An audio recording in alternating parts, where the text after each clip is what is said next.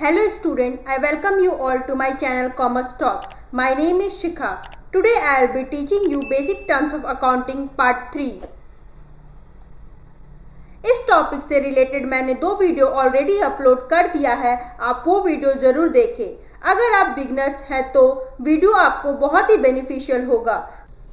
इस वीडियो में हम लोग लायबिलिटीज़ एंड असेट्स को डिस्कस करेंगे। पहला टर्म है लायबिलिटीज़। लायबिलिटीज़ को हम लोग सिंपल लैंग्वेज में कह सकते हैं कि वह उधार जो हमें दूसरे को चुकाना होता है। आइए डिफिनेशन समझते हैं। Liability is a term used to describe any kind of financial obligation that a business has to pay at the end of an accounting period to a person or a business.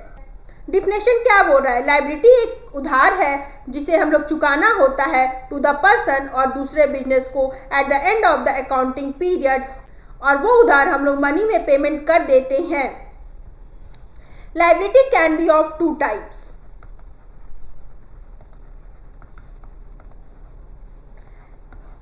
एक होता है internal liability,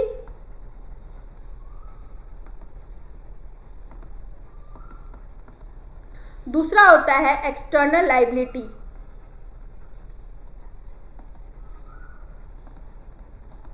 अगर internal liability का हम लोग example ले तो हम लोग बोल सकते हैं पेमेंट टू द ओनर। अब ओनर तो बिजनेस के अंदर का पर्सन है, इसलिए हम लोग इसे इंटरनल लायबिलिटी के अंडर में रखे हैं। हम लोग पहले की वीडियो में पढ़े थे कि ओनर और बिजनेस 2 अलग पर्सन हैं, इसलिए जो ओनर बिजनेस में कैपिटल लगाता है वह बिजनेस के लिए एक लायबिलिटी है, इसीलिए हम लोग इसे इंटरनल लायबिलिटी कहते हैं। एक्सटर्नल लायबिलिटी का अगर हम लोग एग्जाम्पल लेते हैं तो हम लोग कह सकते हैं क्रेडिटर्स। क्रेडिटर वह व्यक्ति होता है जिसे हम लोग उधार में कुछ सामान परचेज किए हैं और उसे हम लोग पैसा देना है, इसीलिए इसे हम लोग एक्सटर्नल लायबिलिटीज के अंडर में रखते हैं। इंटरनल लायबिलिटी को हम लोग बोल सकते हैं इनसाइड। समझने के लिए हम लोग शॉर्ट में बोल सकते हैं इसे इनसाइड बोलते हैं, जो बिजनेस के अंदर हमें पैसा चुकाना है। और एक्सटर्नल लायबिलिटी को हम लोग आउटसाइड बोल सकते हैं, जो हम लोग बिजनेस से बाहर किसी से उधार लिए हैं उसे हम लोग पेमेंट करना है। आई होप आपको दोनों टर्म समझ में आया होगा। आई होप आपको लायबिलिटी टर्म समझ में आया होगा। अब लायबिलिटीज हम लोग फर्दर क्लासिफाइड कर सकते हैं नॉन करेंट लायबिलिटीज और करेंट लायबिलिटीज में। नॉन करेंट लायबिलिटी मतलब जिसका पेमेंट हम 12 मंथ के बाद भी पेमेंट कर सकते हैं। आइए डिफिनेशन देखते हैं। Liabilities payable after 12 month from the date of balance sheet. वैसा लायबिलिटी जो हम लोग 12 मंथ के बाद भी पेमेंट करते हैं उसे हम लोग नॉन करेंट लायबिलिटीज के अंडर में रखते हैं। For example long term loan, example house loan. अगर किसी को घर बनाना है तो जरूरी नहीं है कि वो 1 साल के अंदर ही बन जाए, इसीलिए हम लोग इसे नॉन करेंट लायबिलिटीज के अंडर में रखते हैं, क्योंकि इसका पेमेंट हम लोग 12 मंथ के बाद भी पेमेंट करते हैं। अगर दूसरा एग्जाम्पल ले तो हम लोग एजुकेशन लोन भी लिख सकते हैं। फॉर एग्जाम्पल अगर किसी को MBA ही करना है तो वो 2 साल का होता है, तो 2 साल के बाद अगर हम लोग इसका पेमेंट करते हो तो उसे हम लोग नॉन करेंट लायबिलिटीज के अंडर में रखते हैं, जिसका पेमेंट हम लोग 12 मंथ के बाद करते हैं। Second is current liabilities. Liabilities payable within 12 month from the date of balance sheet. वह लायबिलिटी जो 12 मंथ के अंदर हम लोग पैसा चुकाते हैं। एग्जाम्पल यहाँ पर मैंने लिखा है क्रेडिटर्स। वह व्यक्ति जिसे हम कुछ सामान उधार में परचेज किए हैं और उसे हम लोग पैसा जमा करना है उसे हम लोग क्रेडिटर्स बोलते हैं, और उसका पेमेंट हम लोग मोस्टली 1 ईयर के अंडर में कर देते हैं। Next example is bills payable. अगर किसी से सामान खरीदे तो वह आपको बिल देगा और उसका पेमेंट हम लोग विद इन 1 ईयर चुका देते हैं। Next example is short term loan. अगर हम लोग शॉर्ट टर्म लोन का एग्जाम्पल ले तो अगर बिजनेस में किसी को स्टॉक खरीदना है सेल करने के लिए तो वह लोन ले सकता है अपने स्टॉक को भरने के लिए, और उसका payment generally with in 1 year कर देता है, इसीलिए हम लोग इसके शॉर्ट टर्म लोन के अंडर में लिखे। आई होप आपको दोनों टर्म समझ में आया होगा, नॉन करेंट लायबिलिटी और current liability. Non current liability वैसा लायबिलिटी जिसका पेमेंट हम लोग 12 मंथ के बाद करते हैं, और करेंट लायबिलिटी जिसका पेमेंट हम लोग विद इन 12 मंथ कर देते हैं उसे हम लोग करेंट लायबिलिटीज के अंडर में लिखते हैं। आई होप आपको लायबिलिटी टर्म समझ में आया होगा। लायबिलिटी एक उधार है जिसे हमें पेमेंट करना है, उसे हम लोग लायबिलिटी कहते हैं। हम लोग नेक्स्ट टर्म की ओर प्रोसीड करते हैं। Next term is assets. Assets is a resources that owned or controlled by the company and will provide a benefit in current year and future period for the business. Simple language में कह सकते हैं वह चीज हमें आने वाले समय में इकोनॉमिक बेनिफिट दे। अब इकोनॉमिक बेनिफिट क्या हुआ?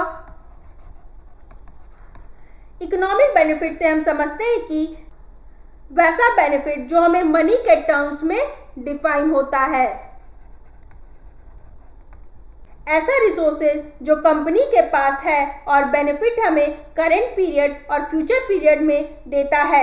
ये सेल करने के लिए नहीं होता है, ये एक रिसोर्स है जो ओन्ड होता है, controlled by the company and will provide benefit for the current year and future year. अगर हम लोग के पास लैंड है तो लैंड हम लोग के लिए एक असेट्स हुआ जिसे हम लोग आने वाले समय में अगर उस पर घर बना सकते हैं, उस पर रेंट लगा सकते हैं और उस रेंट से हमें पैसा आएगा तो वह लैंड हमारे लिए एक असेट्स के रूप में काम आएगा।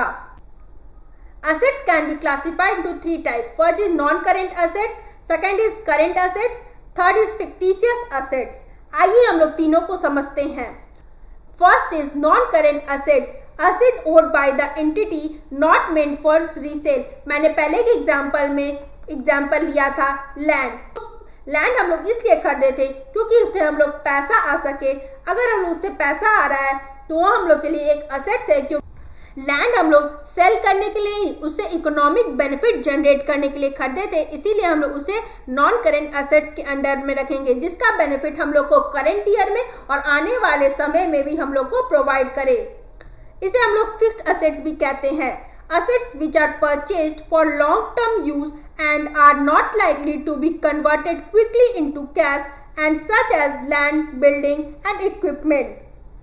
वैसा असेट जिसे हम लोग लॉन्ग टर्म यूज के लिए परचेज किए हैं और उसको कैश में कन्वर्ट करने के लिए नहीं खरीदे हैं।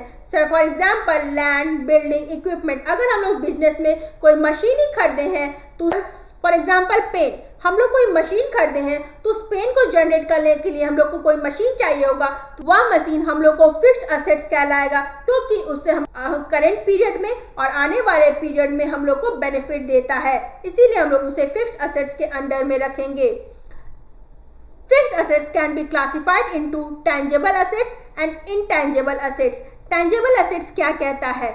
And tangible assets is assets that has physical existence. For example land, building, inventory. तो वैसा असेट जिसका फिजिकल एग्जिस्टेंस होता है, जिसे हम देख छू सकते हैं, उसे हम लोग टैंजिबल असेट्स कहते हैं। Intangible assets and intangible assets is assets that is not physically in nature. वैसा असेट्स जिसे हम लोग छू नहीं सकते, जिसे हम लोग देख नहीं सकते, उसे हम लोग इनटैंजिबल असेट्स के रूप में कहते हैं। For example goodwill. गुडविल एक रेपुटेशन है बिजनेस का। रिलायंस कंपनी अपना एक गुडविल है, उसके ब्रांड से ही सब सारा सामान सेल होता है। उसे हम लोग देख नहीं सकते हैं, छू नहीं सकते हैं, लेकिन एक रेपुटेशन है, एक गुडविल है, उसका ब्रांड रिकॉग्निशन है। Intellectual property such as patent, trademark, ये सब हम लोग आने वाले वीडियोस में कवर करेंगे। पेटेंट क्या होता है, ट्रेडमार्क क्या होता है, लेकिन अभी हम लोग समझ सकते हैं कि पेटेंट हम उसे कहते हैं जिसे हम लोग को एक राइट मिलता है कि हमें उसे राइट है कि हम उसे सेल कर सके। जैसे गुडविल हो गया, ब्रांड रिकॉग्निशन हो गया, पेटेंट हो गया, ट्रेडमार्क हो गया, ये सब इनटैंजिबल असेट्स है, ना जिसे हम देख सकते हैं ना छू सकते हैं। आई होप आपको दोनों टर्म समझ में आया होगा। इनटैंजिबल असेट जिसका फिजिकल एग्जिस्टेंस है, जैसे लैंड, बिल्डिंग, और इनटैंजिबल वैसा असेट जिसका बहुत वैल्यू है। फॉर एग्जाम्पल अगर आपका कोई बिजनेस है, आपने बहुत सालों से इस बिजनेस को बढ़ाया है, उसका कोई गुडविल होगा, उसका कोई रेपुटेशन होगा, तो उस रेपुटेशन से ही आपका सामान सेल हो जाता है, उसे हम लोग इनटैंजिबल असेट्स कहेंगे, जिसे ना देख सकते हैं ना छू सकते हैं, लेकिन उसका एक गुडविल है मार्केट में, उसे हम लोग इनटैंजिबल असेट्स कहते हैं।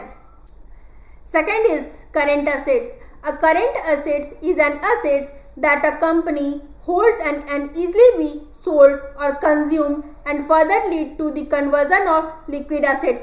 करंट असेट्स वैसे असेट्स को कहते हैं जिसको हम लोग इजीली कन्वर्ट कर सकते हैं कैश में, और इसको विद इन 1 ईयर हम लोग सेल कर सकते हैं।